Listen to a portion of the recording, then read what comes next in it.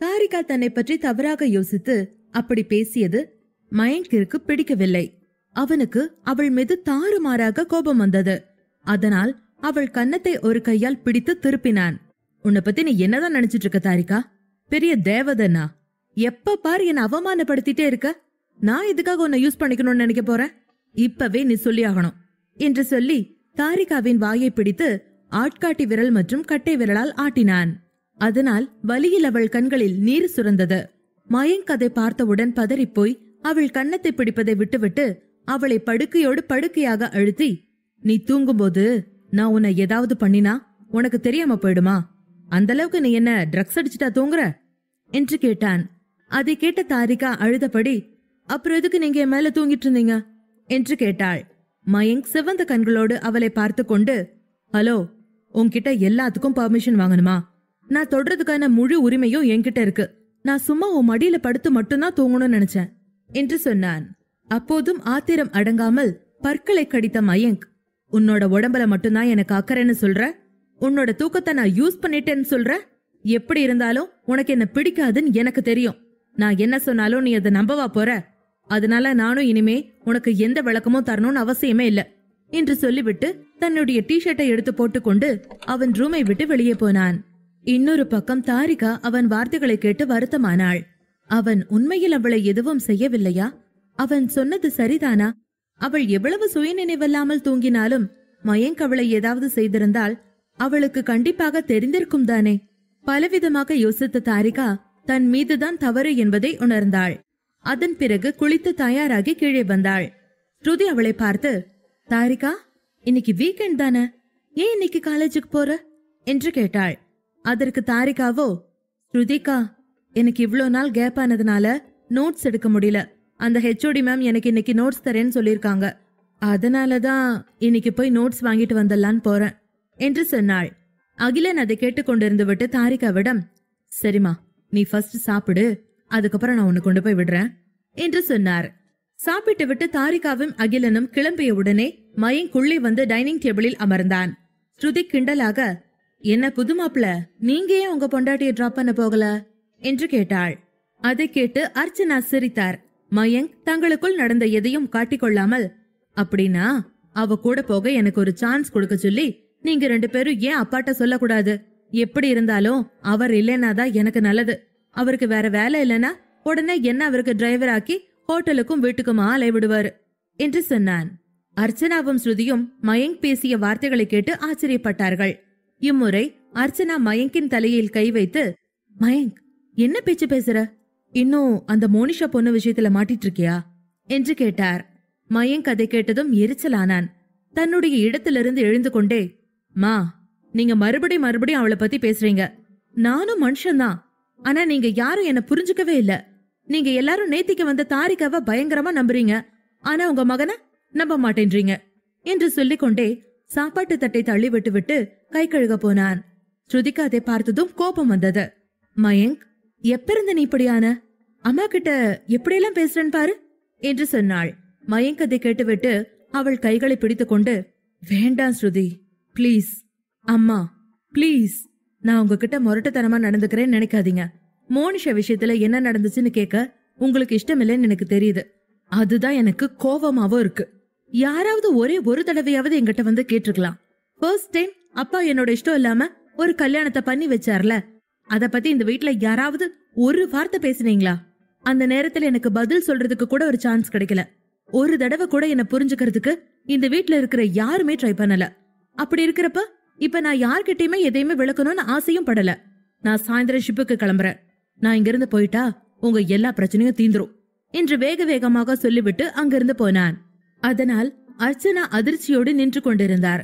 ஸ்ருதியிடம், இவன் என்னமா சொல்றான்? எனக்கு எதுவுமே புரியல.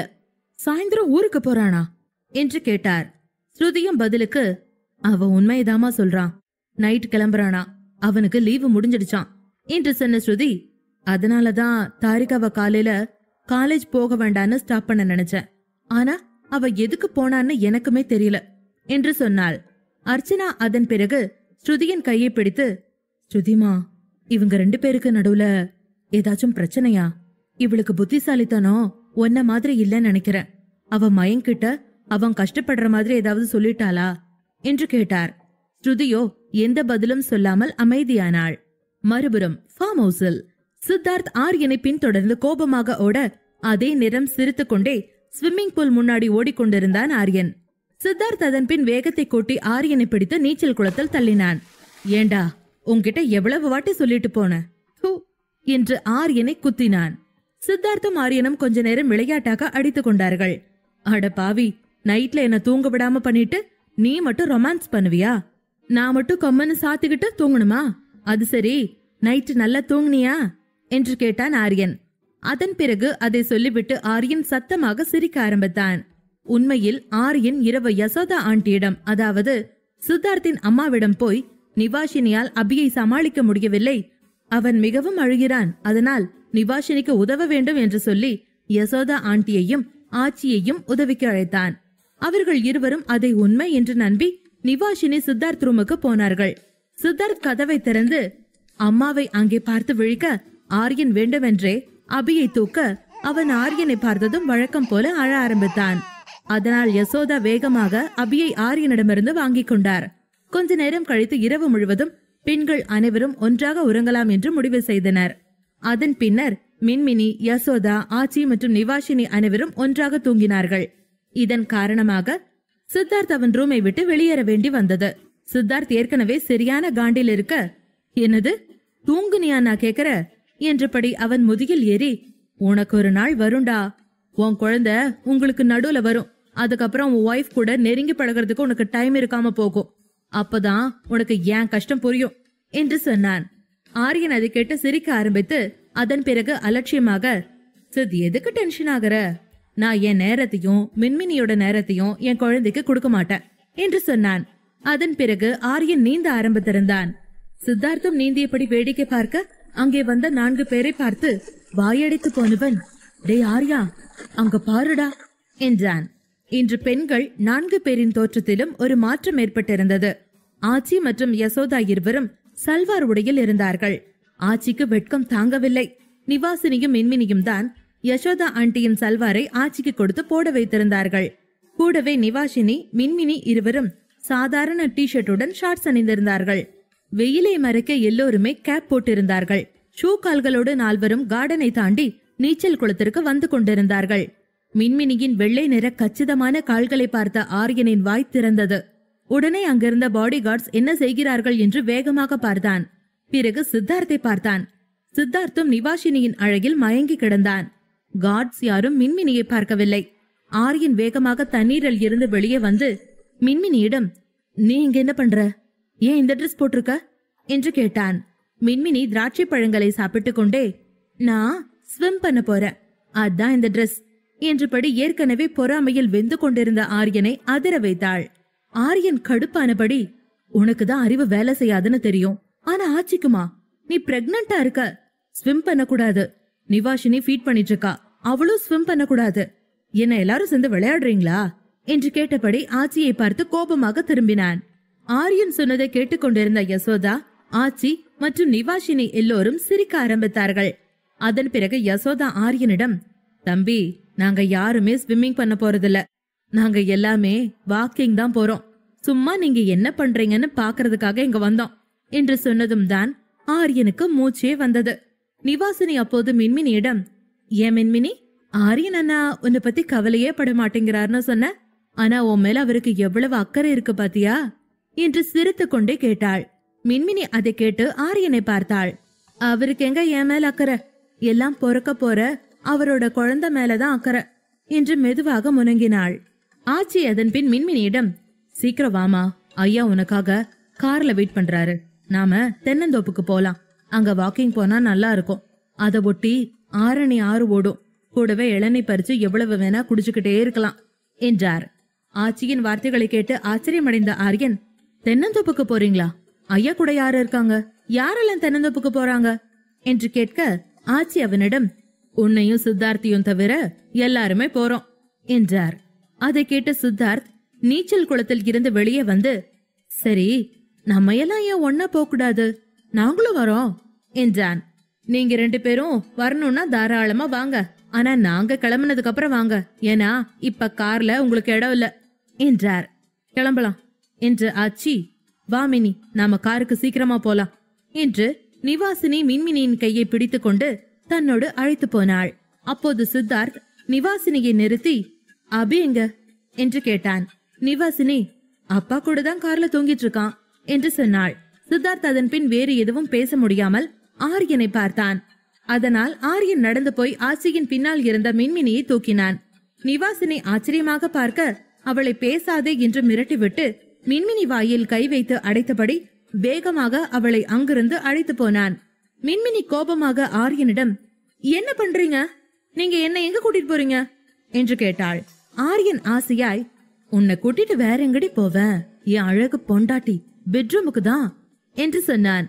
ஆனா நான் வாக்கிங் போகணும், அதுக்குதான் 3/4 ட்ரெஸ் எல்லாம் போட்டுட்டு ரெடியான என்று கத்தினாள். அதற்குள் ரூமுக்குள் வந்திருந்த ஆரியன் அதன் பிறகு அவளை கட்டிலில் உட்கார வைத்துவிட்டு அவள் போனை எடுத்து, நிவாஷினிக்கு போன் பண்ண, எனக்கு தலை சுத்துது, வரலன்னு சொல்லு, நீ அவங்க கூட போக கூடாது, நேத்து நைட்டு ஏமாத்திட்ட, அதனால இன்னைக்கு முழுக்க நீ என் கூட தான் இருக்க போற என்றான். மின்மினி, அதெல்லாம் முடியாது, எனக்கும் தென்னந்தோப்புக்கு போனோம் என்றாள். ஆனால் ஆரியன் எரிச்சலோடு, ஏன் என்னோட ஆசையை புரிஞ்சுக்க மாட்டேங்கிற மினி, நேத்து முழு நேரமும் நீ அபி கூட இருந்த, இங்க வந்ததுல இருந்து நீ என் கூட இருக்கவே இல்ல, ஸ்விம்மிங்க முடிச்சுட்டு உன் கூட டைம் ஸ்பெண்ட் பண்ணலான்னு பார்த்தா இப்பவும் நீ வாக்கிங் போறேன்னு சொல்ற என்று சொன்னான். ஆரியன் பொறாமைப்படுவதை பார்த்த மின்மினி, சரி சரி நான் போகல, எனக்கும் புரியுது, இனிமே உங்க கூட இருக்கேன், ஆனா நீங்க ஃபர்ஸ்ட் எங்கிட்ட இருந்து நகர்ந்து போங்க, உங்க உடம்புல இருக்கிற குளோரின் நீரமெல்லாம் என் மேல இருக்கு, அந்த ஸ்மெல்ல எனக்கு பிடிக்கல, முதல்ல போய் ட்ரெஸ் மாத்துங்க என்றாள். அதை கேட்டு ஆரியன் மகிழ்ந்தான். சரி, 5 நிமிஷத்துல மாத்திட்டு வரேன், நீ அதுக்குள்ள வாக்கிங் வரமாட்டேன் நிவாட்ட சொல்லிரு என்று சொன்னான். மினி போன் செய்து தகவலை சொல்லிவிட்டாள். ஆரியன் அதற்குள் வேகமாக குளித்துவிட்டு ரூமுக்கு வந்தான். இப்போது ஷார்ட்ஸ் அணிந்திருந்தான். மின்மினி அவனை பார்த்து புன்னகைத்தாள். ஆரியனின் கச்சிதமான உடலை பார்த்து மின்மினி சாக்லேட் சாப்பிடுவதை நிறுத்தினாள். அவனுடைய அகன்ற மார்பு, அதில் கிடந்த நீர்த்துளிகள் மின்மினியின் தாபத்தை தூண்டின. அவள் உதடுகள் லேசாக திறந்திருந்தது. அதனால் ஆரியன் அவளை பார்த்து சிரித்தான். அவள் அருகில் அமர்ந்தான். ஆனால் மின்மினி ஆரியன் எதிர்பார்ப்புக்கு மாறாக அவனை நன்றாக பார்த்த பின் கட்டிலில் ஏறி நின்று கொண்டு ஆரியனின் தலைமுடியை உலர்த்த ஆரம்பித்தாள். எவ்வளவு நேரமா ஈரத்திலே இருக்கீங்க, காய்ச்சல் வந்துட போகுது என்றபடி தலையை துவட்டினாள். கொஞ்ச நேரம் கழித்து ஆரியன் மின்மினியின் கையை பிடித்து அவளை தன் மடியில் உட்கார வைத்து, அதெல்லாம் இருக்கட்டும், இந்த ட்ரெஸ்ல நீ எப்படி இருக்க தெரியுமா, உனது பாதம் அடடடடா இலவம் பஞ்சு, நடக்கும் போது துடித்தது எனது நெஞ்சு, 2 வாழை தண்டிலே ராஜகோபுரம், நானும் என்று கேட்கிறேன் உன்னை ஓர்வரம், தேகம் தன்னை மூடவே கூந்தல் போதும் போதுமே, ஆடை என்ன வேண்டுமா, நாணம் என்ன வாவா, அதோ மேக ஊர்வலம், அதோ மின்னல் தோரணம் அங்கே என்று மிக மென்மையான குரலில் பாட ஆரம்பித்தான் ஆரியன். அதை கேட்டு மின்மினி கண்கள் கிறங்கி ஆரியனின் குரலில் சொக்கி போனாள். ஆரியன் மென்மையாக அவளை தன் மீது சாய்த்து கொண்டு பாடலை நிறுத்தி அவள் உச்சியில் முத்தமிட்டான். அதன் பின், ஹனிக்குட்டி, நான் உன்கிட்ட ஒன்னு சொல்லணும், நான் கொஞ்சம் முக்கியமான வேலைக்காக வெளியில போகணும், அதனால அது முடியற வரைக்கும் நீங்க எல்லாரும் இங்கே இருங்க, உங்களை கவனிச்சுக்கோங்க, நான் என் வேலையை முடிச்சிட்டு சீக்கிரமா வந்துருவேன் என்றான். நான் கொஞ்சம் முக்கியமான வேலைக்காக வெளியே போகணும், அதனால அது முடியற வரைக்கும் நீங்க எல்லாரும் இங்கே இருங்க, உங்களை கவனிச்சுக்கோங்க, நான் என் வேலையை முடிச்சிட்டு சீக்கிரமா வந்துருவேன் என்றான். அதுவரை கண்மூடி இருந்த மின்மினி அதை கேட்டு அவனிடமிருந்து பிரிந்தாள். அதிர்ச்சியாக அவனை பார்த்த மின்மினியிடம், ரொம்ப முக்கியமான வேலை, நான் போய் தான் ஆகணும், அதனாலதான் நான் உன்னை வந்து இங்க எல்லார் கூடயும் விட்டுட்டு போறேன், ஏன்னா இந்த இடம் உங்க எல்லாத்துக்குமே சேஃபா இருக்கும், நிவாசனையும் நீ பிரெக்னண்டா இருக்கிறதுனால உனக்கு தேவையான எல்லா உதவியும் செய்வா, உனக்கு தேவையான மெட்டர்னிட்டி கிளாஸ் எல்லாம் அவ எடுப்பா என்று சொன்னான். மின்மினியோ அவனை கட்டிப்பிடித்து, எனக்கு நீங்க இல்லாம தனியா இருக்கிறது கஷ்டம் ஆரியன், நம்ம குழந்தை உங்களை தேடும்ல என்றாள். ஆரியன் அவள் தலையில் முத்தமிட்டு, டெய்லியும் போன் பண்ற, உனக்கும் குழந்தைக்கும் கிஸ் பண்ற என்றான். மினி அதன் பிறகு எதுவும் பேசாமல் ஆரியன் மடியில் இருந்து எழுந்து கட்டிலில் படுத்தாள். ஆரியன் அவளை பார்த்ததும் அவள் அருகில் வந்து, இது முக்கியமான வேலைமா, நம்ம குழந்தையோட பாதுகாப்புக்காக தான் இதை நான் பண்றேன் என்று சொன்னான். மின்மினி வேகமாக திரும்பி, சீக்கிரம் வந்துருவீங்களா ஆரியன், நீங்க இல்லாம எனக்கு உடம்பும் மனசும் ஹெல்தியா இருக்காது, நம்ம குழந்தையும் நீங்க இல்லைன்னா ரொம்ப தவிச்சு போயிடும் என்று சொன்னாள். அதை கேட்ட ஆரியன் அவளின் அன்பால் திக்குமுக்காடி அவளை ஆவேசமாக அணைத்துக் கொண்டான். இருவரும் ஒருவரை ஒருவர் தாபத்தோடு பார்க்க ஆரம்பித்தார்கள். ஆரியன் அவள் உதடுகளை சுவைக்க மின்மினி அவன் முதுகில் கோடுகள் போட்டாள். ஆரியன் மின்மினியின் இதய துடிப்பை உணர்ந்து கண்களை மூடி அவளை ஆழமாக முத்தமிட ஆரம்பித்தான். இன்னொரு பக்கம் மின்மினியும் ஆரியனின் தலைமுடியை விரலை வைத்து முத்தமிட முயன்றாள். ஆனால் ஆரியன் அவளுக்கு அந்த எந்த வாய்ப்பையும் கொடுக்கவில்லை. அவன் முத்தமிட்டுக் கொண்டே இப்போது மின்மினி டிஷர்ட்டிற்குள் தன் கைகளை வைத்தான். அவள் ஆரியனின் ஸ்பரிசம் பட்டதும் மெல்ல முனக ஆரம்பித்தாள். அவள் சுவாசம் வேகமாகி மார்புகள் மேலும் கீழுமாக உயர்ந்து தாழ ஆரம்பித்தது. கொஞ்ச நேரத்தில் ஆரியன் மின்மினி காதில் முத்தமிட ஆரம்பித்தான். அடுத்த நொடியே ஆரியன் மின்மினியின் டிஷர்ட்டை கழற்றியிருந்தான். அவள் கழுத்தில் உணர்ச்சியுடன் முத்தமிட்டபடி கீழிறங்க மின்மினி தவித்தாள். ஆனாலும் ஒரு ஜாக்கிரதை உணர்வோடு ஆரியன் பிளீஸ் மெதுவா என்று முனகினாள். ஆரியன் அவன் வேகத்தை குறைத்தான். ரூமின் விளக்கை அணைத்தான். இந்த நேரத்துல இனிமே நீ என்ன டிஸ்டர்ப் பண்ணாத, எனக்கு தெரியும், நான் பாத்துக்கிறேன் என்று சொன்னான். ஆரியன் அதன் பிறகு மீண்டும் மின்மினியின் மீது வந்து அவள் உதடுகளை முத்தமிட்டு முன்னேற ஆரம்பித்தான். அப்போது பார்த்து கதவு தட்டும் சப்தம் கேட்டது. ஆரியன் மின்மினி இருவரும் மூச்செடுத்தபடி கதவை பார்த்தார்கள். சித்தார்த் கதவை தட்டிவிட்டு, ஆரியா சீக்கிரம் வெளியே வா, ஐயா உன்னை காணோன்னு தேடுறாரு என்று வெளியில் இருந்து கத்தினான். சித்தார்த் அவன் ரொமான்ஸ் இரவை கெடுத்ததற்காக ஆரியனை அடுத்த நாள் பகலில் பழிவாங்க அலைகிறான் என்று ஆரியன் புரிந்து கொண்டான். மின்மினி ஆரியனை ஏக்கத்தோடு பார்க்க அவளை கண்காட்டி அமைதியா இருக்க சொல்லிவிட்டு ஆரியன் எழுந்த கதவருகில் வந்து, சித், இப்ப நான் வெளியே வந்தேன், உனக்கு வேற மாதிரி ஆகிரும், ஒழுங்கா ஓடிடு சொல்லிட்டேன் என்று சித்தார்த்தை பார்த்து கத்தினான். ஆரியனுக்கு அதன் பின் எந்த சத்தமும் கேட்கவில்லை. அதனால் மீண்டும் ஒருமுறை மின்மினியிடம் வந்து அவளை தன் கைகளில் நிரப்பிக்கொண்டே, என்னை விட்ட இடத்துல இருந்தே கிஸ் பண்ணு பாபி என்று சொன்னான். அவளும் அவன் வார்த்தைகளுக்கு அடிபணிந்தாள். ஆரியன் மகிழ்ச்சி அடைந்து அவளை அணைத்து முத்தமிட்டான். இருவரும் ஒருவருக்கொருவர் காணாமல் போனார்கள். ஆரியன் மின்மினியின் வயிற்றில் பலமுறை அன்புடன் முத்தமிட்டான். மின்மினி சிரித்துக் கொண்டே கண்களை மூடினாள். அப்படியே இருவரும் தூங்கி போனார்கள். மாலையில் ஆரியன் கைகளுக்குள் மின்மினி படுத்திருந்தாள். மின்மினி கலவியின் கலப்பில் அசந்து தூங்கும் புகைப்படங்களை ஆரியன் கிளிக் செய்து கொண்டிருந்தான். மின்மினி அவன் கையில் இருந்த போனை பிடுங்கிக் கொண்டு, போட்டோ எடுக்கிறத நிறுத்துங்க என்று சொன்னாள். ஆரியன் அவளை கைகளில் கட்டிக்கொண்டு அவள் கன்னத்தில் முத்தமிட்டு, எனக்கு பசிக்குதுடி என்றான். அதன் பின் ஆரியன் அவளது உடைகளை அவளிடம் கொடுத்து, சாப்பிட வெளியே போலாமா என்று கேட்டான். மறுபுறம் ஸ்ருதி வெளியே போகும் மயங்கை தடுத்து, நீ போய் தாரிகாவை காலேஜ்ல இருந்து கூட்டிட்டு வா, அப்பா ஹோட்டல்ல இருக்காராம், அவளை கூட்டிட்டு வர்றதுக்கு யாரும் இல்ல என்றாள். மயங்க் அதனை மறுத்து, இல்ல நான் போகல, நீங்க உங்க அப்பா கிட்டயே சொல்லுங்க, இல்ல அவளை கேப் புக் பண்ணி வர சொல்லுங்க, எனக்கு கொஞ்சம் வேலை இருக்கு என்றான். அதை கேட்ட ஸ்ருதி கோபமாக, தயவு செஞ்சு நான் சொல்றத கேளு மயங்க், சின்ன பொண்ணு அவ்வளவு தூரம் தனியா கேப்ல வர சொல்றதெல்லாம் சேஃப்டி இல்ல என்றாள். மயங்க் எதுவும் பேசாமல் கார் சாவி எடுத்தான்.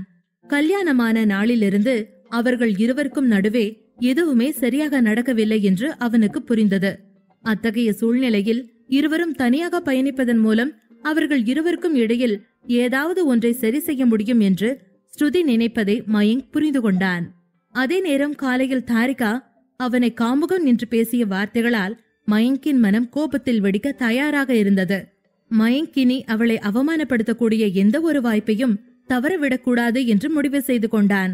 மயங்க் நடந்தவற்றை மறக்க முயற்சி செய்து கொண்டிருக்கையில் தாரிகா எல்லாவற்றுக்கு நடுவிலும் மோனிஷாவை கொண்டு வந்து அவன் மனதை காயப்படுத்திக் கொண்டிருந்தாள். அதையெல்லாம் யோசித்துக் கொண்டே மயங்க் அவளுடைய காலேஜிற்கு வந்திருந்தான். அங்கே எதிரில் உள்ள பார்க்கிங்கில் காரை நிறுத்தி உள்ளே அமர்ந்து தாரிகா வெளியே வருவதற்காக காத்திருக்க ஆரம்பித்தான். ஆனால் கொஞ்ச நேரம் கழித்து அவன் எதிரே கண்ட காட்சியை பார்த்ததும் மயங்க் முகம் கோபத்தில் சிவந்தது. தாரிகா காலேஜ் 3 மணி நேரத்தில் முடிந்ததும் கிளாஸை விட்டு வெளியேற தயாராக இருந்தாள். அப்போது ஷாமிலி தாரிகாவை துரத்தியபடி, ஏன் தாரிகா, யாரோ ஒரு வயசான ஆளை கல்யாணம் பண்ணிக்கிட்டேன்னு என்கிட்ட நீ சொல்லவே இல்லையே. விதார்த்த மாதிரியான ஒரு ஹீரோவை நீ ரிஜெக்ட் பண்ணின. நீ அவனை விட அழகான ஆம்பளையத்தானே கல்யாணம் பண்ணிருக்கணும். ஆனா நீ ஒரு வயசான ஆளை கல்யாணம் பண்ணிருக்க போல. காசுக்காக என்ன வேணா பண்ணுவியா என்று ஏளனமாக கேட்க, அன்றைக்கு பார்த்து கல்லூரிக்கு வந்திருந்த விதார்த் கூட அந்த பேச்சை கேட்டு சிரிக்க ஆரம்பித்தான். ஷாமிலியின் வார்த்தையை கேட்ட தாரிகா கொஞ்சம் சத்தமான குரலில், ஷாமிலி, கொஞ்சம் வாய மூடு. நீ ரொம்ப என்ன பத்தி தப்பா பேசிட்டே போற. காலையில என்ன டிராப் பண்ண வந்தவரு என்னோட மாமனார். உண்மையாவே நான் உங்கள மாதிரி ஆளுங்க கிட்ட எல்லாம் ஏன் பேசுறேன்னு எனக்கு ஆச்சரியமா இருக்கு. இந்த மாதிரியான ஒரு ஃப்ரெண்ட்ஷிப்பை நான் ஏன் வளர்த்துக்கிட்டேன்னு எனக்கு கஷ்டமா இருக்கு என்று சொன்னாள். நீ என்ன பத்தி என்ன நினைக்கிற ஷாமிலி? காசுக்காக வயசான ஒருத்தரை கல்யாணம் பண்ணிட்டேன்னு நீ தேவையில்லாம நம்ம கிளாஸ் முழுக்க ஒரு ரூமரை பரப்பிட்ட. ஆனா அத கூட நான் எதுவுமே கேட்டுக்கல. என்ன உண்மையோ அது எனக்கு தெரிஞ்சா போதும். நான் விதார்த்த லவ் பண்ண வேண்டான்னு சொன்னேன் தான். ஏன்னா நான் விதார்த்த எப்பவுமே என் பெஸ்ட் ஃப்ரெண்டா தான் நினைச்சேன். அதுக்காக நீ என்ன ரொம்ப பேசுற ஷாம்லி. Mind your words. இதுக்கு மேல உன்கிட்ட பேச எனக்கு எதுவுமே இல்ல என்று சொல்லிவிட்டு தாரிகா கிண்டலாய் சிரித்துக் கொண்டிருந்த விதார்த்தை மேலும் ஒருமுறை மேலும் கீழுமாக பார்த்துவிட்டு அங்கிருந்து வேகமாக கிளம்பினாள். அப்போது அவள் பின்னாலேயே அவள் இன்னொரு கிளாஸ்மேட் பிரணவ் வந்தான். ஏய், இங்க பாரு தாரிகா, இந்த கிளாஸ்ல அந்த ஷாம்லி விதார்த் தவிர வேற யாருமே இல்லையா என்ன? எங்களை பார்த்தாலும் உனக்கு தப்பா தெரியுதா? நான் உன்னோட நல்ல ஃப்ரெண்டுன்னு நீ மறந்துட்டியா என்று கேட்டான். அப்போது கோபமாய் திரும்பிய தாரிகா, பிரணவ், எதையும் பேசாத. விதார்த் லவ நான் ரிஜெக்ட் பண்ண விஷயத்துல ஹோல் கிளாஸுமே அவனுக்கு சப்போர்ட் பண்ணீங்க. அவன் என் குடும்பத்தை பத்தி கேட்டதோ நான் அன்னைக்கு ஒரு பிரஷர்ல உண்மையை சொல்லி அழுதுட்டேன் தான். அதுக்காக உடனே நான் அவனை லவ் பண்றேன்னு நீங்களா எப்படி நினைக்கலாம் என்று கேட்டாள் தாரிகா. அதற்கு பிரணவோ, தாரிகா ப்ளீஸ், தயவு செஞ்சு தப்பா நினைக்காத. விதார்த்துக்கு உடம்பு சரியில்லைன்னு நான் முன்னாடியே சொன்னேன்ல, அதனாலதான் எனக்கு உன் மேல கோபமே தவிர வேற ஒன்னும் இல்ல என்று பிரணவ் அவளை கெஞ்சி கொண்டே பின்னால் வந்தான். தாரிகாவோ எதுவும் பேசாமல் காலேஜ் கேம்பஸை விட்டு வெளியேற நடந்து போய் கொண்டிருந்தாள். பிரணவ் அப்போது ஒரு அடி அவளுக்கு முன் வேகமாக சென்று அவளை மறித்து அவள் கையை பிடித்து, புரிஞ்சுக்க, எனக்கு உன்னோட நல்ல மனசு புரியும். உன்னை நான் ஸ்கூல்ல இருந்து பாத்துட்டு வரேன். என்னோட ஆல் டைம் பெஸ்ட் ஃப்ரெண்டு எப்பவுமே நீதான். நீ கிளாஸுக்கு வராதப்ப நீ உன் அத்தா மாமா கூட ஃபாரின் போயிட்டேன்னு நினைச்சேன். உனக்காக நாங்க நிறைய பேர் இருக்கோம். நீ அந்த ஷாம்லி குரூப்பை நினைச்சு பயப்படாத என்றான். மிக சரியாக அதைத்தான் மயங்க் காரில் இருந்து பார்த்து கொண்டிருந்தான். தாரிகா பிரணவ் அவளது கையை பிடித்து அவளுடன் மீண்டும் பழைய நட்பை தொடர விரும்புவதாக சொன்னதும் பதில் சொல்ல முடியாமல் திகைத்து போய் நின்று கொண்டிருந்தாள். பிரணவ் அவள் கையை பிடித்து, போகாத, நில்லு தாரிகா என்று கெஞ்சி கொண்டிருக்க, அப்போது அவன் முன்னால் 5 அடி 10 அங்குல உயரத்தில் ஒரு அழகான ஆண் நின்று கொண்டிருந்தான். நீல நிற ஜீன்ஸ் மற்றும் லெமன் எல்லோ ஷர்ட்டில் காற்றில் முடி பறக்க கட்டுமஸ்தான உடலோடு அவன் எல்லோரும் பார்த்தவுடன் திரும்பி பார்க்கும் அழகனாக இருந்தான். பிரணவ் அது யாரு புதிதாக தன்னுடைய காலேஜிற்குள் வந்திருப்பது என்று பார்க்க அவன் தாரிகாவின் கையை பிரணவிடமிருந்து கோபமாக விளக்கினான். அதன் பின் அவன் கைகள் வித்தியாசமாக தெரிந்தன. அது தாரிகாவின் கைகளை மிக உறுதியாக பற்றி கொண்டிருந்தது. பிரணவ் கொஞ்சம் கோபத்தோடு, ஹலோ மிஸ்டர், யார் நீ? எதுக்கு எங்க தாரிகாவோட கைய பிடிக்கிற என்று கேட்டான். அந்த மனிதனை கண்டு தாரிகா பயந்தாள். அது வேறு யாரும் இல்லை, மயங்க் தான். அவள் பதில் எதுவும் பேசுவதற்கு முன் மயங்க் தாரிகாவை தன்னோடு அழைத்து போகத் தொடங்கினான். அதனால் பிரணவ் மயங்கை பின்தொடர்ந்து, என்ன தைரியம் உனக்கு? என் ஃப்ரெண்ட நீ எங்க கூட்டிட்டு போற என்று கேட்டான். மயங்க் கடுப்பானான். தாரிகாவை டிரைவர் சீட்டுக்கு அருகே அமரச் சொல்லி சீட் பெல்ட் போட சொன்னான். தானும் டிரைவர் சீட்டில் அமர்ந்து கதவை அரைந்து சாத்தினான். சீட் பெல்ட்டை போட்டுக்கொண்டே கார் கண்ணாடியை இறக்கியவன் பிரணவை பார்த்து, இவ என்னோட ஆளு, என் பொண்டாட்டி. நான் தான் தாலி கட்டினவ. உனக்கு இந்த டீடைல்ஸ் போதுமா? இனிமே என் பொண்டாட்டிய தொடர வேலையெல்லாம் வச்சுக்காத என்று பிரணவை எச்சரித்துக் கொண்டே கார் கண்ணாடியை ஏற்றியபடி காரை ஸ்டார்ட் செய்தான். மயங்க் சொல்வது உண்மைதான் என்பதை தாரிகாவின் ரியாக்ஷன்ஸ் வைத்து பிரணவ் உறுதி செய்து கொண்டான். மயங்க் டிரைவிங் சீட்டில் அமர்ந்து காரை கோபமாக திருப்ப பயந்து போன தாரிகா காரின் கதவை இறுக பிடித்துக் கொண்டு இருந்தாள். அப்போது அதை பார்த்த பிரணவ், யாரையா இவன்? சுத்த சைக்கோவா இருக்கான். ஃப்ரெண்ட்ஸ்னா தொட்டு கூட பேசக்கூடாதாமா? எந்த செஞ்சுரியில இருந்து இவன் வந்திருக்கானோ தெரியலையே. வியர்ட் கை, பாவம் தாரிகா என்று சொல்லிக்கொண்டே அவன் அங்கிருந்து கிளம்பினான். அதே நேரம் மயங்க் மிகுந்த கோபத்தோடு காரை ஒட்டி கொண்டிருந்தான். தாரிகா கதவுக்கு மிக அருகில் ஒட்டிக்கொண்டு அந்த காரின் வேகத்திற்கு ஈடு கொடுக்க முடியாமல் அமர்ந்திருந்தாள். ஒரு சிக்னலில் கார் நிற்க அவள் தைரியத்தை வரவழைத்துக் கொண்டு, அவன் பிரணவ், என்னோட கிளாஸ்மேட் என்று சொன்னாள். அப்போது மயங்க் கோபமாக, நான் உன்கிட்ட இதெல்லாம் கேட்டனா? அவன் கிளாஸ்மேட், அதனால உன் கைய பிடிச்சிட்டு இருந்தா தப்பில்லைங்கிற என்று கத்தினான்.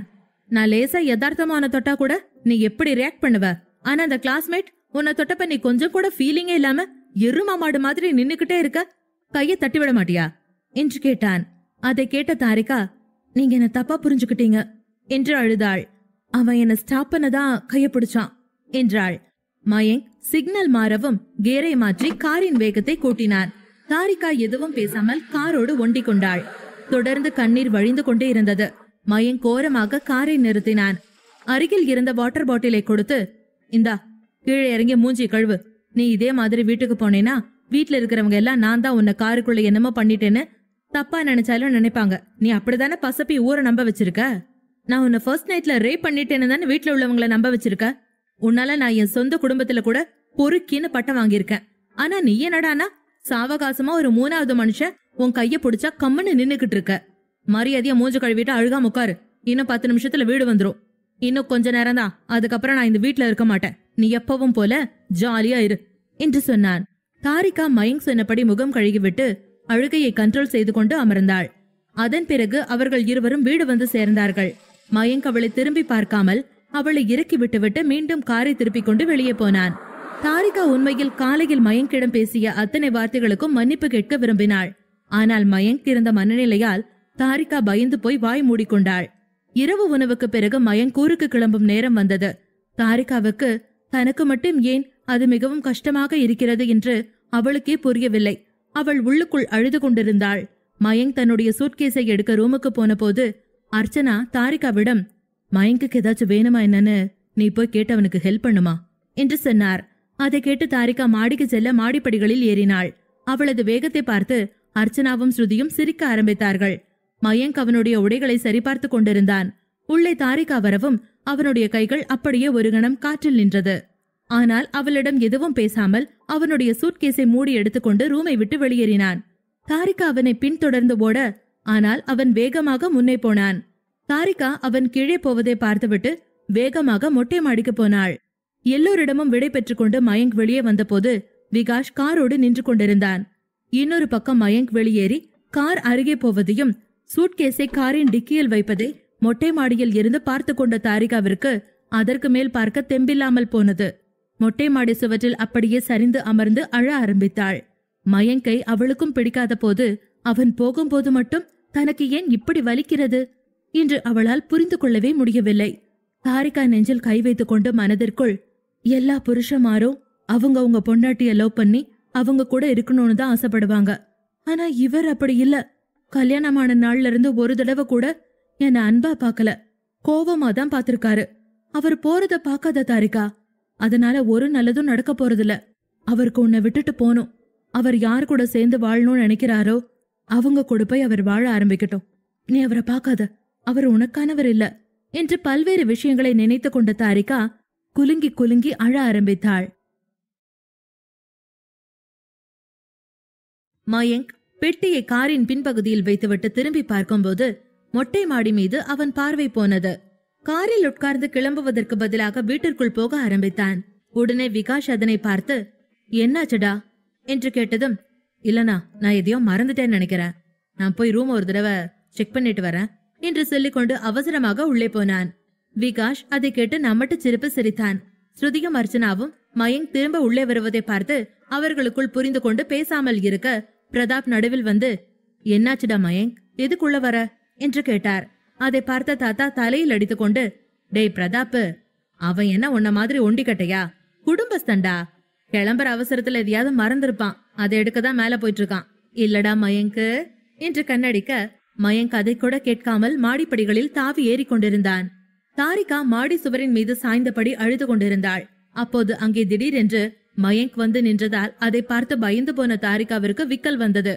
ஆனால் அவளிடம் எதுவும் பேசாமல் அவள் முகத்தை தன் கைகளால் பிடித்துக் கொண்ட மயங்க் அடுத்த கணம் அவளுடைய மென்மையான உதடுகளோடு அவனுடைய கடினமான உதடுகளை இணைத்தான். தாரிகா மயங்கின் அந்த திடீர் செய்கையை உணர்ந்து கொள்ள முடியாமல் தவித்தாள். அவன் இதழ் பட்டதும் அவள் உடல் சிலிர்த்து அடங்கியது. அதே நேரம் மயங்க் இப்போது அவளுடைய கீழ் உதட்டை கடித்தான். அந்த உணர்வை தாங்க முடியாத தாரிகா முனக ஆரம்பித்தாள்.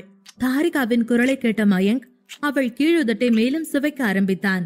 அதன் பின் தாரிகாவின் தலையை தொட்டு தாரிகாவினுடைய உச்சியில் முத்தமிட்டவன், உனக்கு நான் முக்கியமானவன் இல்லனா நீ எதுக்காக இப்ப அழுதுகிட்டு இருக்க என்று கேட்டான். தாரிகா அழுது கொண்டே இருந்தாள். அவளிடம் அதற்கு எந்த பதிலும் இருக்கவில்லை. மயங்க் அவளை மறுபடியும் ஒரு முறை முத்தமிட்டான். உனக்கு என்ன பிடிக்கலனா என்ன கிஸ் பண்ண ஏன் அலோ பண்ற தாரிகா என்று கேட்டான். தாரிகாவிடம் இதற்கும் பதிலில்லை. மயங்க் மிகுந்த அன்புடன் அவளை ஆழமாக முத்தமிட ஆரம்பித்தான். இந்த உணர்ச்சி பூர்வமான முத்தத்தில் தாரிகாவிற்கான உணர்வுகளின் இயக்கத்தை மயங்கால் உணர முடிந்தது. நீண்ட நேரம் தாரிகாவின் உதடுகளில் முத்தமிட்ட மயங்க் அதன் பிறகு பொறுக்க முடியாது என்பதை உணர்ந்தவன் அவளுடைய உதடுகளில் இருந்து தன்னுடைய உதடுகளை பிரித்தான்.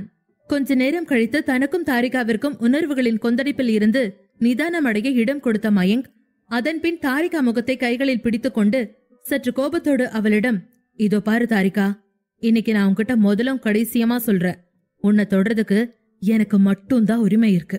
என்ன தவிர வேற யாரும் உன்னை தொடக்கூடாது என்று சொன்னான். அதன்பின் தலை குனிந்து நின்றிருந்த தாரிகாவிடம், இங்க பாரு, ஒரு நிமிஷம் நீ என் கண்ணை பாரு, நீ எனக்கு மட்டும்தான் சொந்தம், புரியுதா? நானும் காலேஜ் போயிருக்கேன். எந்த ஃப்ரெண்ட்ஷிப்லயும் எல்லை மீறி நடந்துக்க எனக்கும் எல்லா சான்ஸும் கிடைச்சது. ஆனா நான் அதையெல்லாம் யூஸ் பண்ணினதில்ல என்று சொன்னான். அதுவரை வெட்கத்தால் தலை குனிந்திருந்த தாரிகா அவன் வார்த்தைகளை கேட்டது முகம் நிமிர்த்தி, உங்களுக்கு இன்னைக்குதான் நான் உங்களுக்கு மட்டும் சொந்தம்னு ஞாபகம் வந்துச்சா என்று கேட்டாள். தாரிகா அப்படி கேட்டதும் சட்டென அவள் ஏக்கம் புரிந்த மயங்க் அவளை பின்னால் இருந்து அணைத்து கொண்டான். இல்ல, நானும் நீயும் புருஷன் பொண்டாட்டின் முடிவானதுல இருந்து எனக்கு எல்லாமே ஞாபகம் இருக்கு.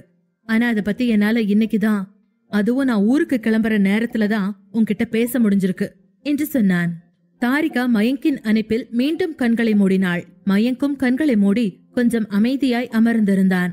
கீழே அனைவரும் மயங்க் மேலே அவசரமாய் போனதை கிண்டல் செய்து சிரித்துக் கொண்டிருந்தார்கள். அவன் எதையுமே மறக்க மாட்டான் என்று எல்லோருக்குமே தெரியும். அதே நேரம் அவன் விமானத்திற்கு கிளம்ப இன்னும் நேரம் இருக்கிறது என்பதால் அவனை யாரும் தொந்தரவு செய்யவில்லை. மறுபுறம் தாரிகா சோகமாக இருப்பதை உணர்ந்த மனஸ்வினி அவர்களை தேடிக்கொண்டு மொட்டை மாடிக்கு வந்தாள். அங்கே மயங்கும் தாரிகாவும் நெருக்கமாக இருப்பதை பார்த்து அங்கிருந்து வேகமாக திரும்பி வெளியேற போனாள். ஆனால் அப்போது அங்கே கட்டிடம் கட்ட வைத்திருந்த ஒரு கம்பி கீழே விழுந்தது. இதனால் தாரிகாவும் மயங்கும் ஒருவரை ஒருவர் விட்டு விலகினார்கள். மனஸ்வினி எதுவுமே பேசாமல் அமைதியாக நின்றாள். அங்கே அவள் நிற்பதை பார்த்துவிட்டு கோபமான மயங்க், என்ன மனோ, இங்க என்ன பண்ணிட்டு இருக்க என்று கேட்டான். மனு கொஞ்சம் தர்ம சங்கடத்தோடு, இல்லனா நான் மாத்திக்க ட்ரெஸ் எடுக்க மேல வந்தேன், சாரி, நான் தெரியாம வந்துட்டேன் என்று சொல்லிவிட்டு அவள் அங்கிருந்து வேகமாய் ஓடி மறைந்தாள். அவள் போனவுடன் மயங்க் தாரிகா தன்னை விட்டு தூரத்தில் நிற்பதை பார்த்தான்.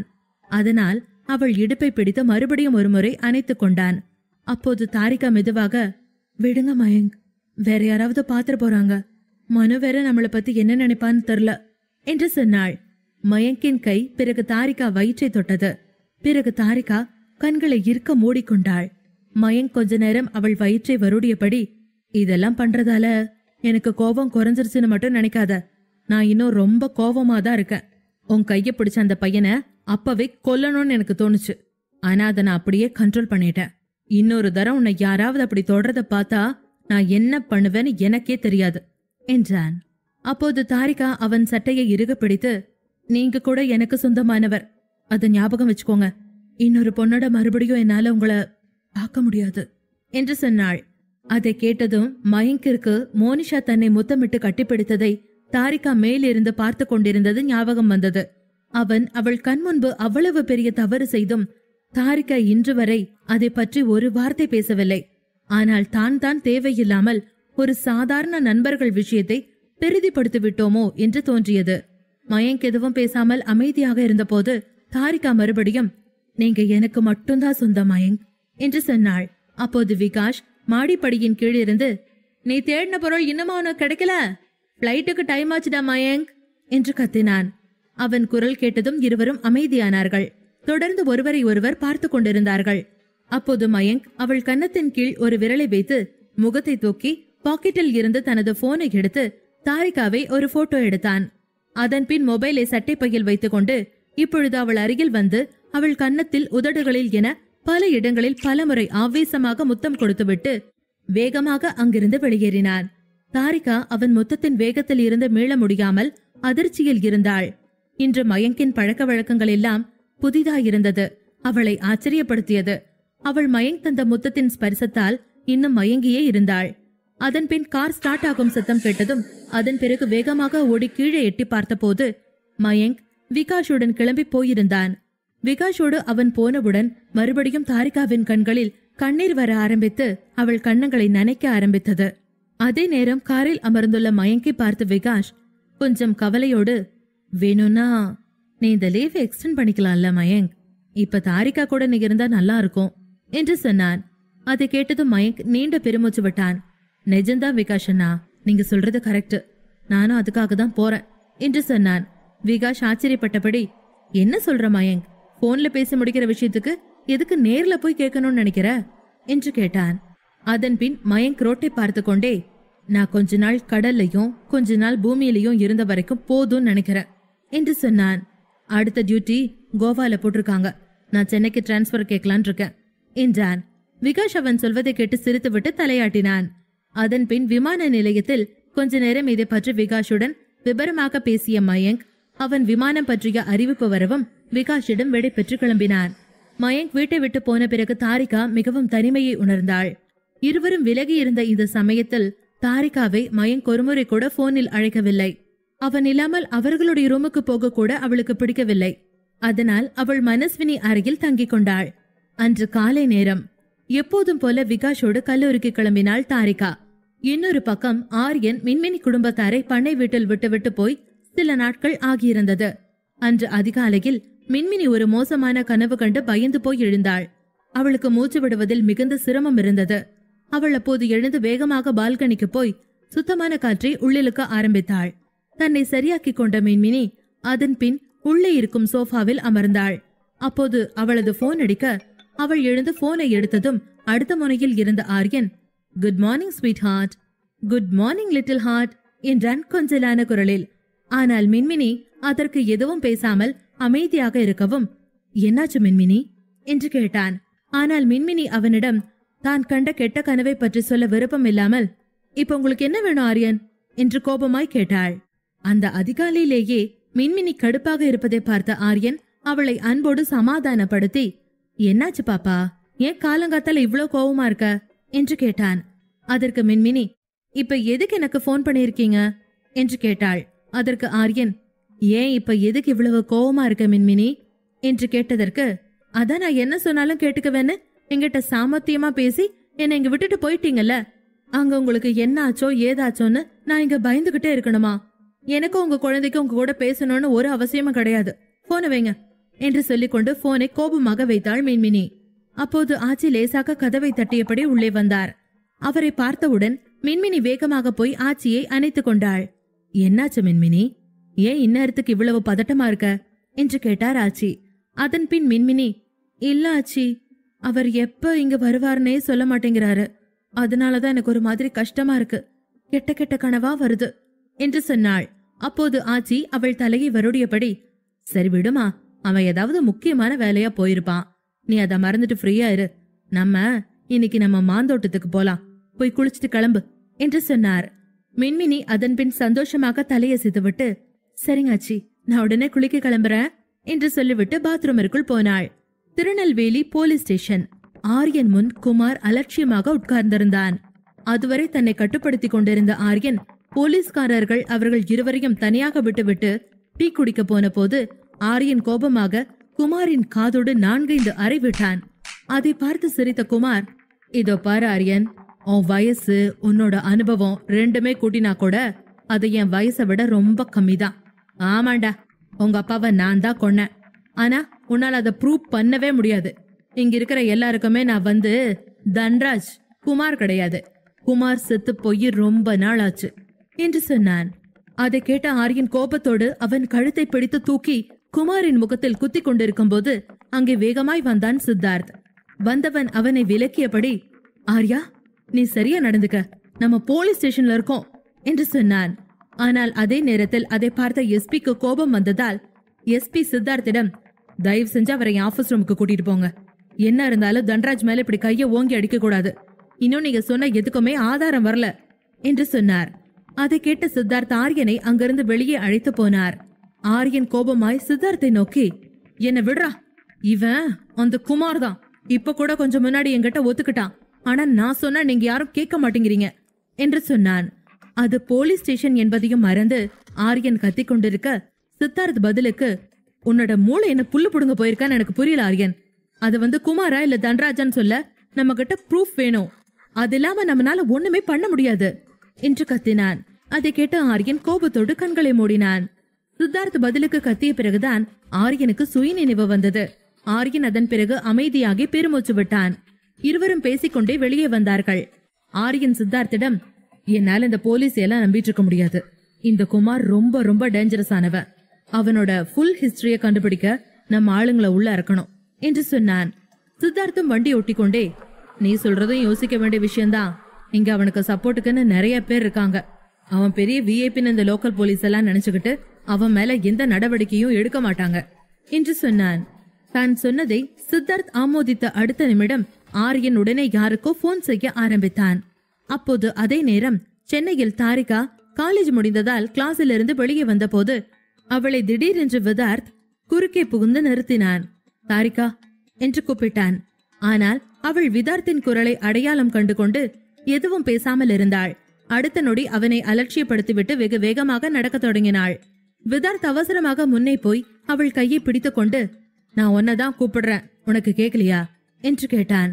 தாரிகா அவள் கையை அவனிடமிருந்து பின்னால் இழுத்து கொண்டு, எனக்கு கேட்கல விதார்த், கேட்டாலும் நான் நிக்கணும்னு ஒரு அவசியமும் இல்ல என்று சொல்லிக்கொண்டே வேகமாக வெளியேறிய தாரிகாவை கையை பிடித்து கொண்டு அவள் காலேஜ் காம்பவுண்ட் சுவரின் மூலைக்கு கொண்டு போன விதார்த் அவளை சுவரோடு சுவராக அழுத்தி, ஏன் கேட்கணும்னு அவசியம் இல்ல, உனக்கு என்னாச்சு தாரிகா?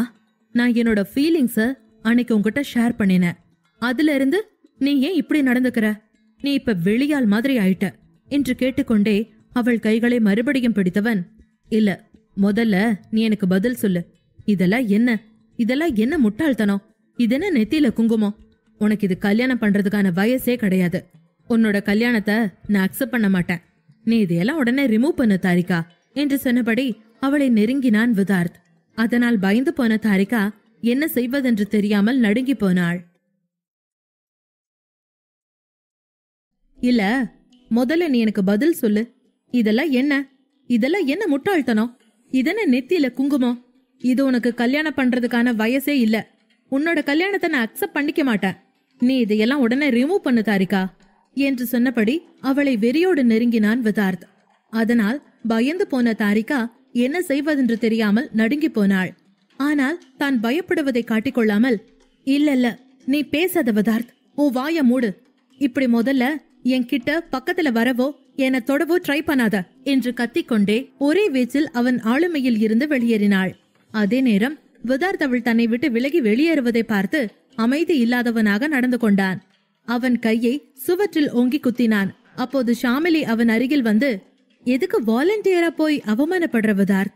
இதை இங்கேயே ஸ்டாப் பண்ணிக்க. அவளுக்கு கல்யாணம் ஆயிடுச்சுன்னு உனக்கு ஏன் புரிய மாட்டேங்குது? சுய நினைவே இல்லாம இப்படி அவ பின்னாடியே எவ்வளவு நாள் போயிட்டு இருக்க போற? அவளுக்கு கல்யாணம் ஆயிடுச்சு. அதனை எவ்வளவு சீக்கிரம் புரிஞ்சுக்கிறையோ அவ்வளவு சீக்கிரம் உனக்கு நல்லது என்று சொல்லிவிட்டு அங்கிருந்து அவளும் வெளியேறினாள். விதார்த்தை எச்சரித்து விட்டு தாரிகா காலேஜை விட்டு வேகமாக வெளியே வந்தாள். அதற்குள் பிரதாப் அங்கிள் 4-5 முறை அவளை அழைத்து ஓய்ந்திருந்தார். தாரிகா மனம் இன்னமும் படபடுத்துக் கொண்டிருந்தது.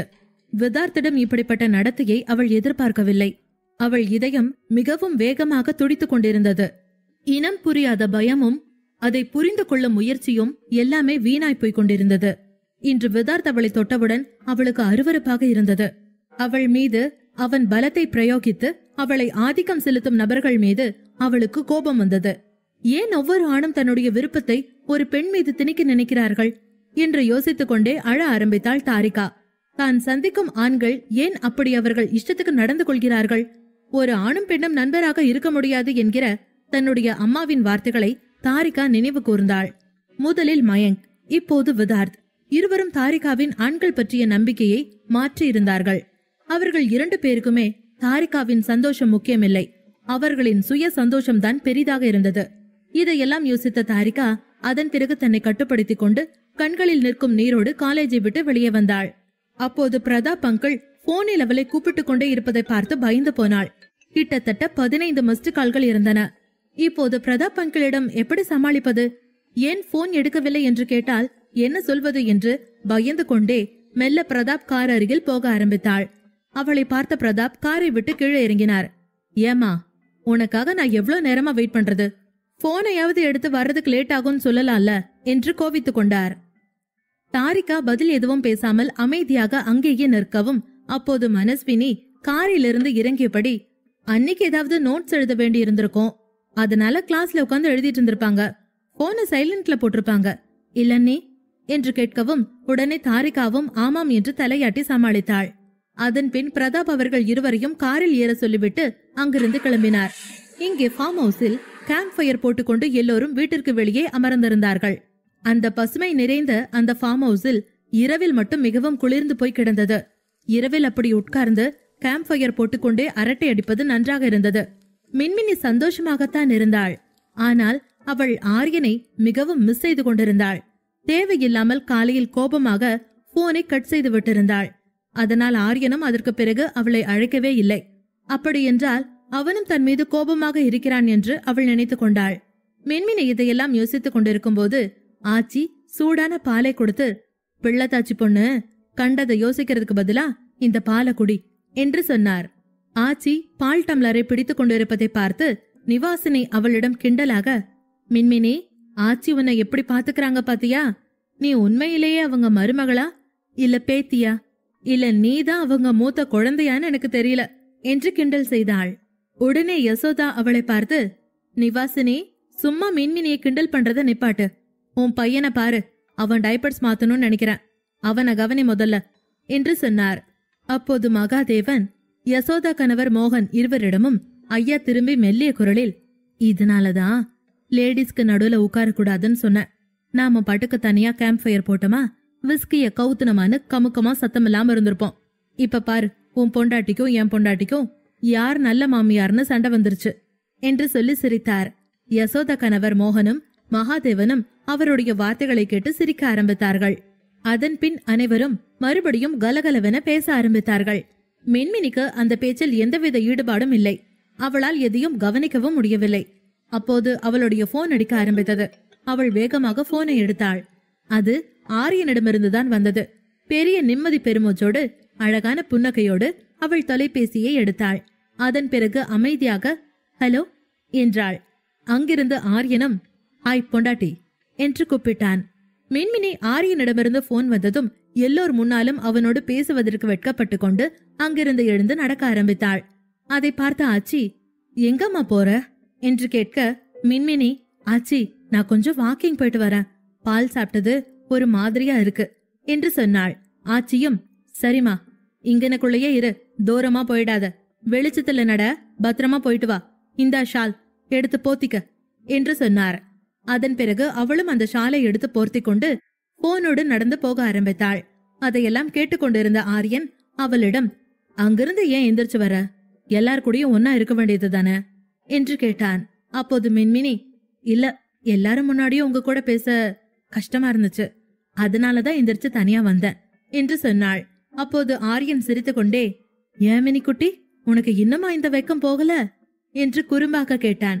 மின்மினி, இல்லல்ல, அப்படியெல்லாம் ஒன்னும் இல்ல என்று சமாளிக்க ஆரியன், நான் உனக்கு தாலி கட்டின புருஷன், என் கூட பேச நீ தனியா வரணும்னு அவசியம் இல்ல என்று சொன்னான். கொஞ்ச நேரம் இருவரும் பேசிக் கொண்டிருந்தார்கள். மின்மினி ஆச்சி சொன்னவாறு விளக்கு வெளிச்சம் இருக்கும் பகுதியில் நடந்து கொண்டிருந்தாள். திடீரென மின்மினி ஆரியன் மீது சந்தேகமானாள். நீங்க குடிச்சிருக்கீங்க தானே என்று கேட்டாள். ஆரியன் அதை உணர்ந்து கொண்டு, இல்லல்லம்மா, நான் குடிக்கல என்று பொய் சொன்னான். மின்மினி அவன் குரலில் இருக்கும் தடுமாற்றத்தை கேட்டுக்கொண்டு இடுப்பில் கை வைத்து, என்கிட்ட பொய் சொல்றீங்களா என்று கேட்டாள். ஆரியன் அதன் பின், இல்லல்ல, அதெல்லாம் இல்ல, நான் உன்னை ரொம்ப மிஸ் பண்றேன், அதான் லைட்டா குடிச்சேன் என்று சொன்னான். மின்மினி சுற்றி முற்றி ஒரு முறை பார்த்து கொண்டு, நானும் தான் உங்களை ரொம்ப மிஸ் பண்றேன் என்று சொன்னாள். ஆரியனோ குறும்பாக, அப்படி என்னத்த மிஸ் பண்ற, சொல்லு கேக்குற என்றான். அதற்கு பிறகு மின்மினி ஆரியனிடம், நீங்க வேணும்னே ஒண்ணுமே தெரியாத மாதிரி பேசாதீங்க என்று சினுங்கினாள். அதற்குள் திடீரென்று அந்த கால் கட்டானது. மின்மினிக்கு ஆச்சரியமாக இருந்தது. அவள் மறுபடியும் போன் செய்தாள். அப்போது அவனுடைய போன் ஸ்விட்ச் ஆஃப் என்று வந்தது. எப்படி இவ்வளவு சீக்கிரம் ஆரியனுடைய போன் ஸ்விட்ச் ஆஃப் ஆனது என்று அவளுக்கு கொஞ்சம் கவலையாக இருந்தது. மறுபடியும் ஒருமுறை ஆரியனுக்கு கூப்பிட்டாள். இந்த முறை ரிங்கானது. ஆனால் ஆரியன் அவளுடைய போனை எடுக்கவில்லை. ஆரியனுக்கு அவளோடு பேசிக் கொண்டிருக்கும் போது அவன் நினைக்காத ஒரு விஷயம் நடந்திருந்தது. கொஞ்சம் முன்னாடி மிகவும் பயங்கரமான ஒரு விஷயம் நடந்திருந்தது. அவன் மின்மினியோடு போன் பேசிக்கொண்டே நடந்து கொண்டிருந்த போது யாரோ அவனை பெரிய கட்டையால் தாக்கினார்கள். அது குமாரி நாட்களை தவிர வேறு யாராக இருக்க முடியும்? ஆரியன் அவர்களை திரும்ப அடித்தான். 4-5 அடி வாங்கிய பிறகு அவனை அடிக்க அவனை பின்தொடர்ந்து வந்த அந்த நபர்கள் இருளில் காணாமல் போனார்கள். ஆரியன் அதன் பின் மறுபடியும் தன் காரில் அமர்ந்து ஹோட்டலுக்கு கிளம்பிக் கொண்டிருந்தான். அதன் பின் போனில் மிஸ்டு கால்களை பார்த்தான். வேகமாக போனை எடுத்து பேசும்போது, மின்மினி, என்னாச்சு? ஏன் உங்க போன் கொஞ்ச நேரத்துக்கு முன்னாடி ஸ்விட்ச் ஆஃப் ஆயிருந்துச்சு என்று கேட்டாள். அவள் குரலில் இருந்த பயத்தை உணர்ந்த ஆரியன், தங்கம், போன்ல பேட்டரி டவுன் ஆயிடுச்சுடா என்று சொன்னான். அதை கேட்டு நிம்மதியான மின்மினி படுக்கையில் வசதியாக படுத்துக்கொண்டு, நான் என்னமோ ஏதோன்னு பயந்துட்டங்க. சாப்பிட்டீங்களா ஆரியன் என்று கேட்டாள். ஆரியன் நெற்றியில் வழியும் ரத்தத்தை துடைத்துக் கொண்டே காரை ஓட்டியபடி, நானா திருப்தியா சாப்பிட்டம்மா என்று வேக வேகமாக காரை ஓட்டிக்கொண்டே பதில் சொன்னான். அதன் பிறகு இருவரும் கொஞ்ச நேரம் மௌனமானவர்கள். அதற்குள் ஆரியன் தன்னுடைய ரூமுக்கு வந்திருந்தான். அதன் பிறகு லைனில் இருந்த மின்மினியிடம், என்னாச்சு, ஏன் எதுவுமே பேச மாட்டேங்கிற என்று கேட்டான். மின்மினி, நீங்க தானே பேசணும், அதான் சும்மா இருந்த என்றாள். ஆரியன் சிரித்தான். அவன் வசீகர சிரிப்பை கேட்ட மின்மினிக்கு அவன் முகத்தை பார்க்க வேண்டும் போல இருந்தது. நீங்க ரொம்ப ஸ்மார்ட், எனக்கு உங்களை பார்க்கணும் போல இருக்கு. நான் வீடியோ கால் பண்ணட்டுமா என்று கேட்டாள். ஆரியன் பதறியபடி, இப்ப எதுக்கு வீடியோ கால் பண்ணணுங்கிற என்று கேட்டான். மின்மினி, எனக்கு உங்களை பார்க்கணும் போல இருக்கு, அதனாலதான் வீடியோ கால் பண்றேன் என்று சொன்னாள். ஆரியனோ, நான் ரொம்ப டயர்டா இருக்கேன், எனக்கு தூக்கம் வருது, வீடியோ கால்ல உன்னை பார்த்தா அப்புறம் எனக்கு தூங்க முடியாம போயிடும் என்று சொன்னான். மறுமுனையில் மின்மினி வெட்கப்பட்டாள். சரி, போய் தூங்குங்க என்று சொல்லிவிட்டு போனை கட் செய்தாள். அப்போது அவள் அருகே ஒரு நிழலாடியது. ஆரியன் அந்த காலை கட் பண்ணிவிட்டு முகம் கழுவ பாத்ரூமிற்கு போனான். நடந்த சண்டையில் அவன் நெற்றியில் ஒரு பெரிய காயம் இருந்தது. அவன் மின்மினியோடு வீடியோவில் பேசியிருந்தால் அதை பார்த்து அவள் பயந்து போயிருப்பாள். ரூமுக்கு வந்து காயத்தை சுத்தம் செய்துவிட்டு மருந்து போட்டுவிட்டு அப்படியே கட்டிலில் படுத்துக் கொண்டான். ஒரு முக்கியமான மீட்டிங்கிற்காக சித்தார்த் மறுபடியும் சென்னை போக வேண்டியிருந்தது. அதனால் ஆரியன் மட்டும்தான் திருநெல்வேலியில் தனியாக இருந்தான். ரொம்ப நேரம் அவனுக்கு தூக்கம் வரவில்லை. இப்போது மின்மினிக்கு போன் செய்தான். ஆனால் என்னமோ யோசனையில் மீண்டும் அந்த காலை கட் செய்தான். அதன் பிறகு வேகமாக தனக்குள், நைட் ரொம்ப அன்டைம் ஆயிடுச்சு, அவ தூங்கட்டும், நான் இப்ப அவளை கூப்பிடக்கூடாது என்று நினைத்து கொண்டான். அதன் பின் கண்ணை மூடிக்கொண்டு தூங்க ஆரம்பித்தான் ஆரியன். ஆரியன் திருநெல்வேலியிலும் மின்மினி பண்ணை வீட்டிலுமாக கொஞ்ச நாட்கள் கடந்தன.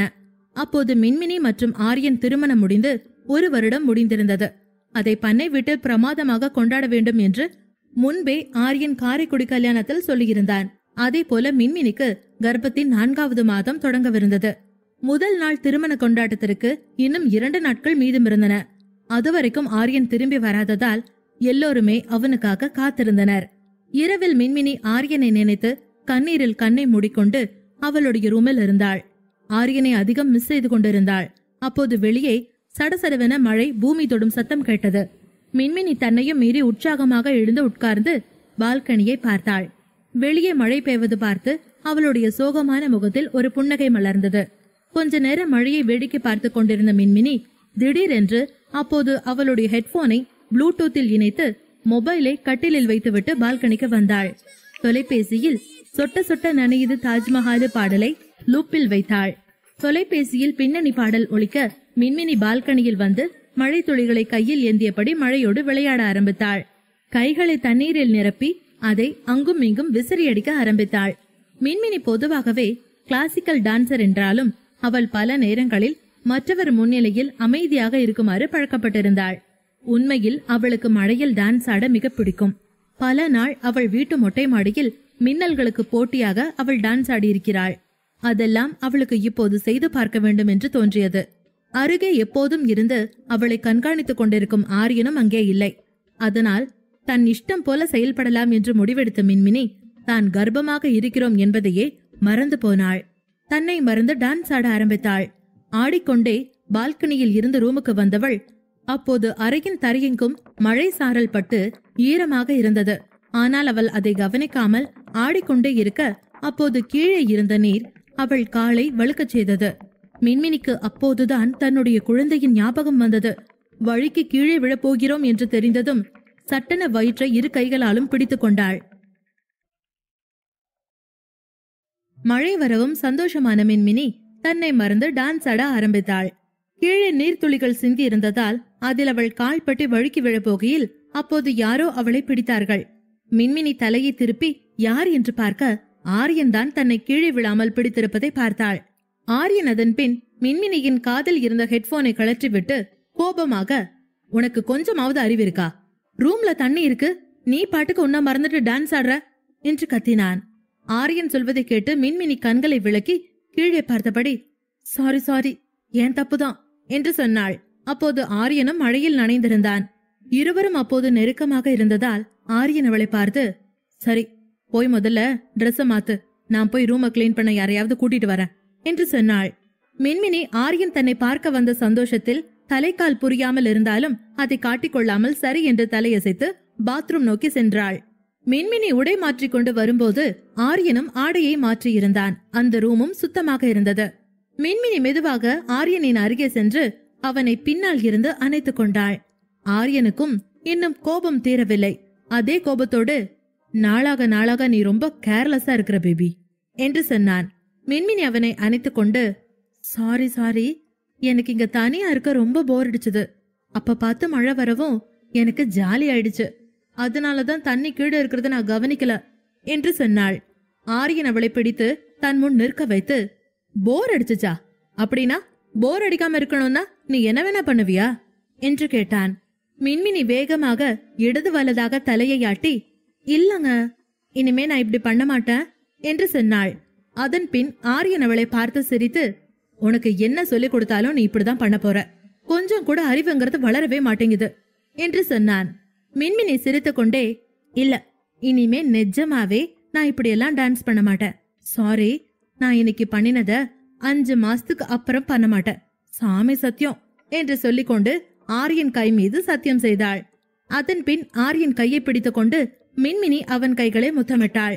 அதன் பின் ஆரியனுடைய கோபம் சமாதானத்திற்கு வந்தது. சரி சரி, நான் உனக்காக ஒண்ணு வாங்கிட்டு வந்திருக்கேன் என்று சொன்னான். மின்மினி அவனிடமிருந்து விலகியபடி, என்ன வாங்கிட்டு வந்திருக்கீங்க என்று கேட்டாள். ஆரியன் அவளை கட்டிலுக்கு கூட்டி வந்து அவளிடம் ஒரு பாக்ஸை கொடுத்தான். அவள் அதை திறந்து பார்க்கும்போது அது கொஞ்சம் சூடாக இருந்தது. மின்மினி வேகமாக திறந்து பார்த்த பின், ஓ வாவ், பான் ஃப்ரைடு டார்லிங் சிக்கன் மோமோஸா என்று கத்தினாள். அதன் பின் பாக்ஸில் ஒட்டி வைக்கப்பட்டிருந்த மேயோ டிப்பை பார்த்தாள். செமங்க, thank you Aryan, I love you so much என்று மகிழ்ச்சியில் ஆரியனை பார்த்து புன்னகைத்தாள். ஆரியன் அவள் மிகவும் மகிழ்ச்சியாக இருப்பதை பார்த்து, மழை பெஞ்சுது, நீ ஏதாவது காரமா சாப்பிடணும்னு உனக்கு தோணும், ஆனா நீ யார்கிட்டயும் கேட்க மாட்ட, அதான் நான் வாங்கிட்டு வந்தேன் என்று சொன்னான். ஆரியன் பேசிய வார்த்தைகளை உள்வாங்கிய மின்மினி வேகமாக கட்டிலில் அமர்ந்து மோமோ சாப்பிட்டு கொண்டே, பரவாயில்ல, இவ்ளோ நாள் கூட இல்லைனாலும் உங்களுக்கு என்ன பத்தின ஞாபகம் எல்லாம் வந்திருக்கு போல என்றாள். ஆரியன் அதன் பிறகு மின்மினியின் அருகில் அமர்ந்து மின்மினிக்கு கைகளால் ஊட்டிவிட்டு, சரி சரி, மெதுவா சாப்பிடு, நான் எங்க போனாலும் என் ஞாபகம் ஃபுல்லா ஓ மேலதான் இருக்கும் என்று சொன்னான். அதை கேட்டு புன்னகித்த மின்மினி ஆரியனிடம், தேங்க்யூ, மோமோ சாப்பிட்டு ரொம்ப நாள் ஆச்சு, நான் இந்த காட்டுல இதெல்லாம் கிடைக்காதுன்னு நினைச்சேன் என்றாள். ஆரியனோ, இது உனக்கு உண்மையிலுமே ஹெல்தியான ஃபுட் கிடையாது, ஆனா எப்பயாவது ஒரு தரம் தானேன்னு வாங்கிட்டு வந்த, எல்லா நாளும் இதே மாதிரி எங்கிட்ட எதிர்பார்க்காத என்று சொன்னான். ஆச்சியும் இந்த மாதிரி வெளி உணவுகளை மின்மினி சாப்பிடக்கூடாது என்று ஸ்ட்ரிக்டாக சொல்லி வைத்திருந்தார். அதனால் மின்மினி பல்வேறு உணவு வகைகளை மறந்தே போயிருந்தாள். மின்மினி கொஞ்சம் சாப்பிட்டு விட்டு அதன் பிறகு ஆரியனுக்கு மேயோ டிப்பை தொட்டு மோமோஸ் ஊட்டிவிட ஆரம்பித்தாள். அதன் பின், ஆமா, நீங்க வர்றதா என்கிட்ட சொல்லவே இல்ல, அங்க இன்னும் ஒரு வேலையும் முடியலன்னு நேத்து கூட பேசுனீங்க, இப்ப எப்படி திடீர்னு வந்தீங்க என்று கேட்டாள். ஆரியன் அவளை கொஞ்ச நேரம் குறும்பாக பார்த்தான். ஆமா, உன்கிட்ட முன்னாடியே சொல்லியிருந்தா நீ இன்னைக்கு பண்ணின ரெயின் டான்ஸ் நான் பாத்திருக்க முடியுமா? அவ்வளோ கியூட்டா இருந்த நீ, உன்னை பார்த்தா மாசமா இருக்கிற பொண்ணு மாதிரியே தெரியல, இப்பவும் ஸ்கூல் பேக் மாட்டி யூனிஃபார்ம் போட்டா நீயும் ஸ்கூல் பொண்ணுதான் என்று ஆரியன் சிரிக்க ஆரம்பித்தான். அதன் பின் அவளிடம், அதான் நான் உன்கிட்ட சொல்லியிருந்தேன்லமா, நீ எதை பத்தியும் கவலைப்படாத, நான் எப்படியும் உன்னை பார்க்க சீக்கிரம் வந்துருவேன்னு உங்ககிட்ட சொல்லிட்டு தானே போனேன் என்று கேட்டான். அப்போது மின்மினி அவன் சொன்னதை கேட்டு, அப்புறம் எதுக்கு என்னை இங்க தனியா விட்டுட்டு போனீங்க என்று கேட்டாள். நீங்க எங்க போனீங்கன்னு தெரியல, வீடியோ கால் வாங்கன்னா கோவப்படுறீங்க, நீங்க எனக்கு தெரியாம என்னவோ தப்பு பண்றீங்களோன்னு எனக்கு பதக்குன்னு இருக்கு. நம்ம இங்க வந்தா நீங்க என் கூட இருப்பீங்கன்னு நினைச்சேன், ஆனா நீங்க என்ன இங்க விட்டுட்டு தனியா போயிட்டீங்கல்ல என்று கேட்டாள். ஆரியன் மின்மினியின் இடுப்பை பிடித்து அவனோடு சேர்த்து கொண்டு, நான் முக்கியமான வேலையா போயிருந்தேன். நான் போக வேண்டிய வேலை இருக்குன்னு உங்ககிட்ட சொன்னேன்ல. நான் எங்க இருக்கேன்னு உங்ககிட்ட சொல்லலைனா உடனே அது தப்பான விஷயம்னு நீ ஏன் பயப்படுற?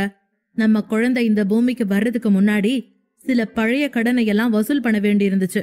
அதுக்காக தான் போயிருந்தேன் என்றான். அதனால் சமாதானமான மின்மினி ஆரியன் முகத்தை தன் கைகளில் பிடித்து கொண்டு, அப்படின்னா உங்க வேலையெல்லாம் முடிஞ்சிருச்சா என்று கேட்டாள். ஆரியன் இல்லை என்று தலையாட்டினான். மின்மினி கழுத்தில் முகத்தை மறைத்து கொண்டு, தெரியல மினி, ஆனா இந்த நிமிஷம் நான் உயிரோட உன் முன்னாடி இருக்கேன். அதுவே என்னை பொறுத்த வரைக்கும் பெரிய விஷயம். அதனால தேவையில்லாத விஷயத்த பத்தி இனிமே நான் நினைக்கிறதாவோ செய்யறதாவோ இல்ல என்று சொன்னான். அப்படி சொல்லிக்கொண்டே ஆரியன் மின்மினியின் கழுத்தில் முத்தமிட்டான். மின்மினி அவன் அணைப்பில் இருந்து நகர்ந்து படுக்கையில் இருந்த மோமோஸ் பாக்கெட்டுகளை சுத்தம் செய்தபடி, எல்லாம் சரிங்க, ஆனா நீங்க இங்க வந்துட்டீங்க, இனிமே எங்களை விட்டுட்டு எங்கேயும் போக கூடாது என்று சொல்லிக்கொண்டே படுக்கையை தட்டி சுத்தம் செய்தாள். ஆரியன் அவள் கைகளில் முத்தமிட்டு கொண்டு, உன்னை ரொம்ப மிஸ் பண்ற என்று சொல்லிக்கொண்டே அவள் கன்னத்தில் முத்தமிட்டான். அவளும் அவன் உதட்டில் முத்தமிட்டு, இல்ல, நானும் என் குழந்தையும் தான் உங்களை ரொம்ப மிஸ் பண்றோம். நாளைக்கு நீங்க வருவீங்களா இல்லையான்னு தெரியாம ரொம்ப டென்ஷனா இருந்துச்சு என்று சொன்னாள். இருவரும் ஒருவரை ஒருவர் கைப்பிடித்தபடி சுகமாக கட்டிலில் சாய்ந்திருந்தார்கள். சரி, நாளைக்கு அப்படி என்ன ஸ்பெஷல் என்று வேண்டுமென்றே ஆனிவர்சரி நாளை மறந்தவன் போல நடித்தான் ஆரியன். மின்மினி அதனால் கோபமானாள். ஆரியனின் அண்மையில் இருந்து வெளியேறினாள். அதன் பின் அவள் கோபமாக, நாளைக்கு ஸ்பெஷல் எல்லாம் ஒண்ணுமே இல்ல ஆரியன், நாளைக்கு ஜஸ்ட் வெள்ளிக்கிழமை அவ்வளோதான் என்று சொன்னாள். ஆரியன் அதன் பிறகு வேகமாக அவளை கைகளில் எடுத்துக்கொண்டு, சொல்லு, நாளைக்கு என்னமோ ஸ்பெஷல் டே போல, என்கிட்ட சொல்லுமா என்று கெஞ்சினான். அப்போது மின்மினி அவனிடத்தில் திரும்பி, இல்ல, நிஜமாவே நாளைக்கு ஒன்னும் ஸ்பெஷல் நாளெல்லாம் இல்ல, ஜஸ்ட் ஃப்ரைடே அவ்வளோதான் என்று சொன்னாள். ஆரியன் மின்மினியையும் தன்னையும் போர்வையில் மூடி விளக்கை அணைத்துவிட்டு, எனக்கு எல்லாமே ஞாபகம் இருக்கு மிஸ்ஸஸ் ஆரியன் என்றான். மின்மினி ஆச்சரியமாக, நிஜமாவா சொல்றீங்க என்று கேட்டாள். ஆமா மின்மினி, எனக்கு உலகத்திலேயே கஷ்டமா இருந்த நாள் அது, அத நான் எப்படி மறக்க முடியும் என்று குறும்பாக கேட்டான். இருளான அந்த அறைக்குள் இருவரின் குரல் மட்டுமே ஒலித்துக் கொண்டிருந்தது. அப்ப என்ன உங்க கஷ்ட காலம்னு சொல்றீங்களா என்று கேட்டாள். ஆரியன் ரொமான்டிக் குரலில், ஆமாண்டி என் அழகு பொண்டாட்டி, அது எனக்கு கஷ்டமான நாள் தான். ஆனா உன்னை எனக்கு கண்டுபிடிச்சு கொடுத்த நாளும் கூட. உன்னை கட்டி பிடிக்க, முத்தம் கொடுக்க, என்ன வேணா பண்ணலான்னு எனக்கு லைசன்ஸ் கொடுத்த நாளும் கூட என்ற ஆரியனுக்கு மின்மினி ஏதோ பதில் சொல்ல நினைக்க, அதற்குள் மின்மினியின் இதழ்களை ஆரியன் சுவைக்க ஆரம்பித்திருந்தான்.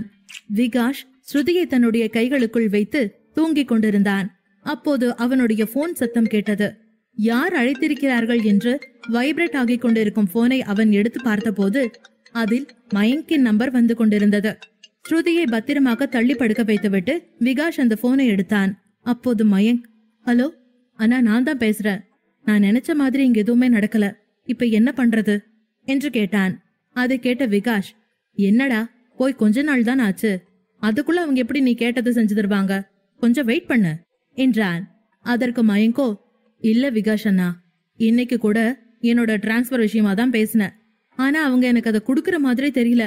நான் வேணா வேலையை விட்டுட்டு வந்துட்டுமா என்று கேட்டான். அதற்குள் விகாஷின் தூக்கம் முற்றிலும் குறைந்து போயிருந்தது. இத பாரு மயங்க், நீ கேக்குற விஷயம் ரொம்ப முக்கியமான விஷயம்தான், இல்லன்னு சொல்லல. ஆனா இன்னும் கொஞ்சம் அழுத்தம் கொடுத்து ஆபீசர்ஸ் கிட்ட பேசிப்பாரு என்று சொன்னான். அதை கேட்ட மயங்க், இல்லனா என்ன டிரான்ஸ்பர் பண்ண சரியான ரீசன் இன்னும் அவங்களுக்கு கிடைக்கலையாம். அதனால நான் என்ன பண்ணட்டும், நான் வேலையை ரிசைன் பண்ணிடுறேன், அங்க வந்து ஏதாவது பிசினஸ் பாத்துக்கிறேன் என்று சொன்னான். அதை கேட்ட விகாஷ் அங்கிருந்து நடந்து வெளியே வந்தபடி, மயங்க், உன்னோட மைண்ட நீ முதல்ல கண்ட்ரோல்ல வை. நான் உனக்கு வேற என்ன சொல்லணும்னு எனக்கு தெரியல. உன்னோட காதலுக்கு முன்னாடி கடமைன்னு ஒண்ணு இருக்கு, அத முதல்ல பாரு, அதுதான் முக்கியம்.